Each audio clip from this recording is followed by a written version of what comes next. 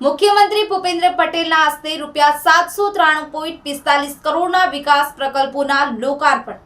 રાજકોટમાં આજે ગુજરાત રાજ્યના મુખ્યમંત્રી ભૂપેન્દ્રભાઈ પટેલના વરદ હસ્તે ₹793.45 કરોડના વિવિધ વિકાસ પ્રકલ્પોના લોકાર્પણ અને ખાતમુહૂર્ત કાર્યક્રમનું આયોજન થયું।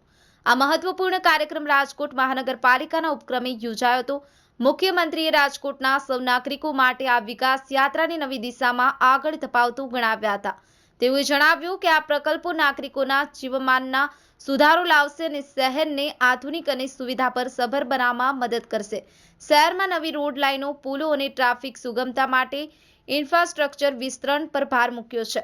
સુવિધા માટે નવી પહેલ, પાણી પુરવઠા, solid waste management, drainage system અને સ્માર્ટ સિટી ટેકનોલોજીના અપગ્રેડેશનના કામોની શરૂઆત, પ્રોજેક્ટ્સના લોકાર્પણ, નવનિર્મિત પાર્ક, બગીચાઓ, મલ્ટીપર્પઝ હોલ અને શહેરી જીવનની ગુણવત્તામાં વધારો કરનાર પ્રોજેક્ટ્સનું ઉદ્ઘાટન। સંપૂર્ણ કિંમત ₹793.45 કરોડના વિકાસ કામો રાજકોટ મહાનગરપાલિકાના સંકલન સાથે શહેરના વિવિધ વિસ્તાર ફાયદા। આ પ્રસંગે અનેક મંત્રીઓ, મહાનગરપાલિકાના અધિકારીઓ અને શહેરના નાગરિકો મોટી સંખ્યામાં હાજર રહ્યા હતા। આ કાર્યક્રમ રાજકોટની પ્રગતિમાં એક મહત્વપૂર્ણ મોમેન્ટ તરીકે યાદ રહેશે અને શહેરને નવી ઊંચાઈ પર પહોંચાડશે। ભરત ભરડવા સાથે લાખાભાઈ બેતરા, ન્યૂઝ 9 ગુજરાતી, રાજકોટ।